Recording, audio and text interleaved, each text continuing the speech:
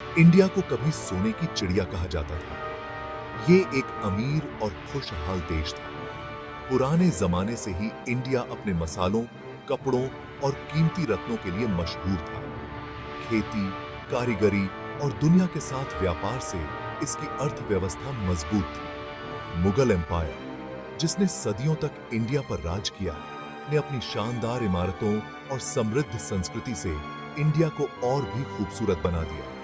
गणित, खगोल विज्ञान और चिकित्सा में इंडिया की बौद्धिक परंपराएं दुनिया भर में प्रसिद्ध थीं। 18वीं शताब्दी में मुगल एम्पायर के कमजोर होने से सत्ता का एक खालीपन पैदा हो गया। इसने यूरोपियन ताकतों, खासकर ब्रिटिश ईस्ट इंडिया कंपनी के प्रवेश का रास्ता खोल दिया। 1600 में स्थापित ब्रिटिश ईस्ट इंडिया कंपनी व्यापार के लिए इंडिया आई थी। उसने शुरुआत में व्यापारिक पद स्थापित करने के लिए मुगल शासकों से अनुमति मांगी। कंपनी का ध्यान मसाले, कपास, रेशम और चाय जैसी लाभदायक वस्तुओं पर था। जैसे जैसे मुगल एम्पायर कमजोर होता गया, कंपनी की महत्वाकांक्षाएं बढ़ती गईं। इसने भारतीय शासकों के बीच राजनीतिक फूट और दुश्मनी का फायदा उठाना शुरू कर दिया।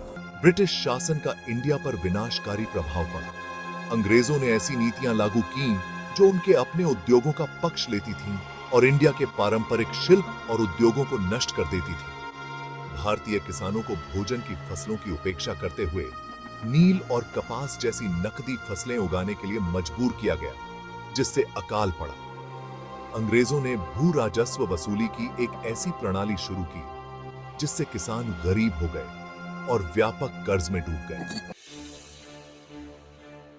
1857 में ब्रिटिश शासन के खिलाफ उबल रहा असंतोष फूट पड़ा। इसका तात्कालिक कारण विवादास्पद नए राइफल कारतूसों की शुरुआत थी, जिनके बारे में अफवाह थी कि उन्हें जानवरों की चर्बी से चिकनाई की गई थी, जो हिंदू और मुस्लिम दोनों सैनिकों के लिए आपत्तिजनक थी। ब्रिटिश सेना में भारतीय सैनिकों, सिपाहियों ने इन कारतूसों का इस्तेमाल करने से इनकार कर दिया। इसे धार्मिक उल्लंघन के रूप में देखा। अवज्ञा के इस कृत्य ने एक विद्रोह को जन्म दिया, जो उत्तर और मध्य इंडिया में जंगल की आग की तरह फैल गया। जबकि विद्रोह मुख्य रूप से एक सैन्य विद्रोह था, यह ब्रिटिश शासन के खिलाफ गहरी शिकायतों से भरा हुआ था। झांसी की बहादुर रानी, रानी लक्ष्मीबाई जैसे नेताओं ने अंग्रेजों के खिलाफ बहादुरी से लड़ाई लड़ी। तात्या टोपे, एक कुशल सैन्य रणनीतिकार, और मंगल पांडे, एक सिपाही जिसने अपनी अवज्ञा से विद्रोह को जन्म दिया, प्रतिरोध के प्रतीक बन गए। 1857 का विद्रोह, हालांकि अंततः अंग्रेजों द्वारा कुचल दिया गया, एक महत्वपूर्ण मोड़ था। इसने ब्रिटिश शासन के खिलाफ संगठित प्रतिरोध की शुरुआत की। असफल होते हुए भी इसने राष्ट्रवाद की भावना को प्रज्वलित किया और आगे चल रहे स्वतंत्रता के लंबे संघर्ष की नींव रखी।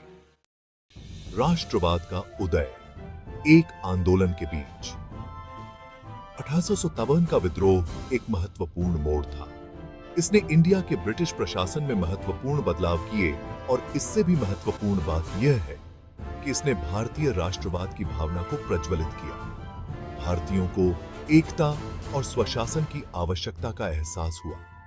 1857 के विद्रोह के बाद के दशकों में विभिन्न राष्ट्रवादी संगठनों का उदय हुआ।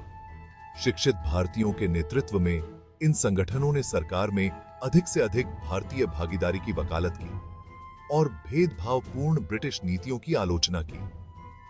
भारतीय राष्ट्रीय कांग्रेस 1885 में स्थापित राष्ट्रवादी आकांक्षाओं के लिए सबसे प्रमुख मंच बन गया। दादा भाई नौरोजी, गोपाल कृष्ण गोखले और फिरोज शाह मेहता जैसे शुरुआती राष्ट्रवादी नेताओं ने मौजूदा व्यवस्था के भीतर क्रमिक सुधारों और भारतीयों के लिए अधिक से अधिक प्रतिनिधित्व की वकालत की। वे न्याय और निष्पक्षता की ब्रिटिश भावना के प्रति अपील करने में विश्वास करते थे। हालांकि 20वीं सदी की शुरुआत में राष्ट्रवादी नेताओं की एक नई पीढ़ी का उदय एक अधिक मुखर दृष्टिकोण अपनाएगा। महात्मा गांधी, इंडिया के स्वतंत्रता संग्राम के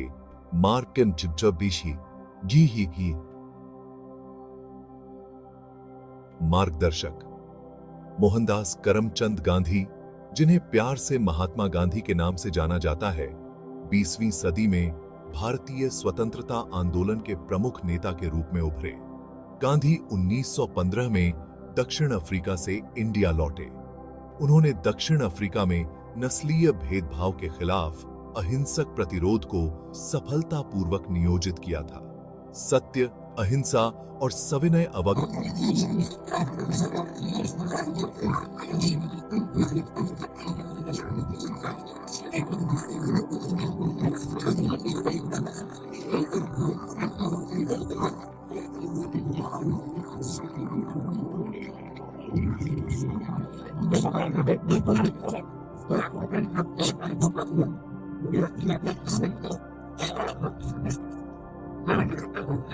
प्रतिरोध के गांधी के संदेश ने भारतीय स्वतंत्रता आंदोलन को बदलकर एक जन संघर्ष में बदल दिया।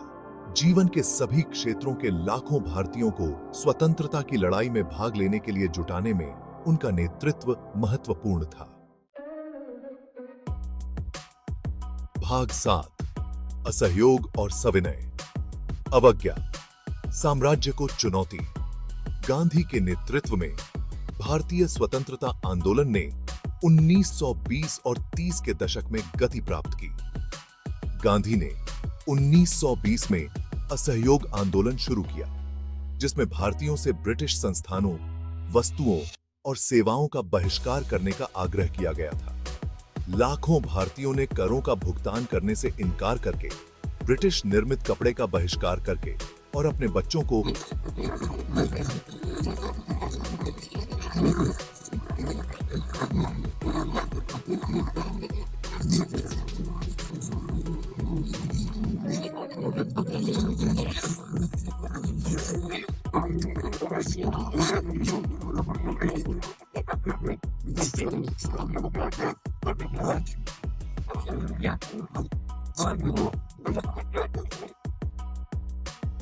असहयोग आंदोलन और नमक सत्याग्रह जनमत को भारत और अंतर्राष्ट्रीय स्तर पर जुटाने में अत्यधिक सफल रहे। इन आंदोलनों ने अहिंसक प्रतिरोध की शक्ति का प्रदर्शन किया और भारत को अधिक स्वायत्तता प्रदान करने के लिए ब्रिटिश सरकार पर अत्यधिक दबाव डाला। भाग 8, भारत छोड़ो आंदोलन, एक राष्ट्र की स्वतंत्रता की पुकार।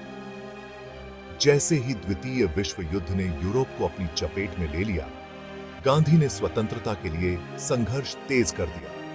1942 में उन्होंने भारत छोड़ो आंदोलन शुरू किया। गांधी ने करो या मरो का नारा दिया, जिसमें भारतीयों से अपनी आजादी के लिए लड़ने का आग्रह किया गया। भारत छोड़ो आंदोलन ने ब्रिटिश शासन के तत्काल अंत और भारतीयों को सत्ता हस्तांतरित करने की मांग की। अंग्रेजों ने गांधी और नेहरू सहित हजारों कांग्रेसी नेताओं को गिरफ्तार कर क्रूर दमन के साथ जवाब दिया। कार्रवाई के बावजूद भारत छोड़ो आंदोलन ने भारतीय लोगों के अटूट संकल्प का प्रदर्शन किया। इससे यह स्पष्ट हो गया कि भारत में ब्रिटिश शासन अस्थिर है। इस आंदोलन ने भारत पर ब्रिटेन की पकड़ को और कमजोर कर दिया और युद्ध के बाद ब्रिटिश सरकार अंततः भारत को स्वतंत्रता देने के लिए तैयार हो गई।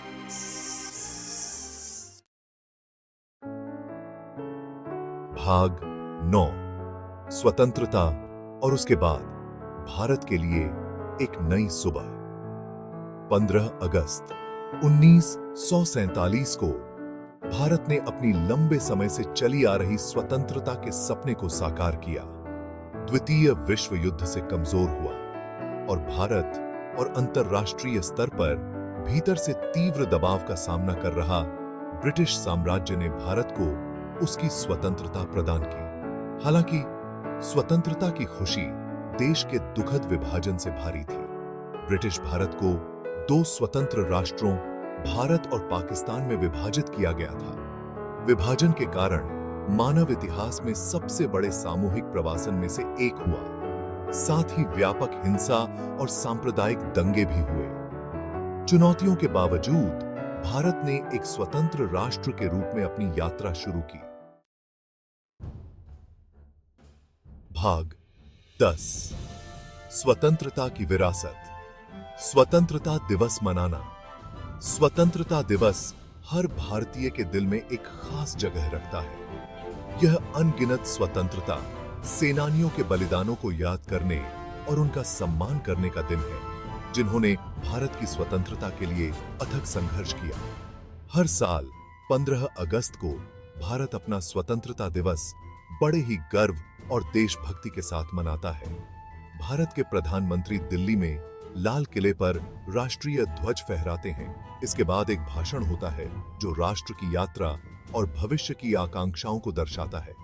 यह दिन पूरे देश में ध्वजारोहण समारोह, परेड, सांस्कृतिक कार्यक्रमों और देशभक्ति प्रदर्शनों द्वारा मनाया जाता है। स्वतंत्रता दिवस कठिन परिश्रम से अर्जित स्वतंत्रता और एकता, शांति और प्रगति के महत्व की याद दिलाता है। यह भारत की उपलब्धियों का जश्न मनाने और एक मजबूत और अधिक समावेशी राष्ट्र के निर्माण की प्रतिबद्धता को दोहराने का दिन है।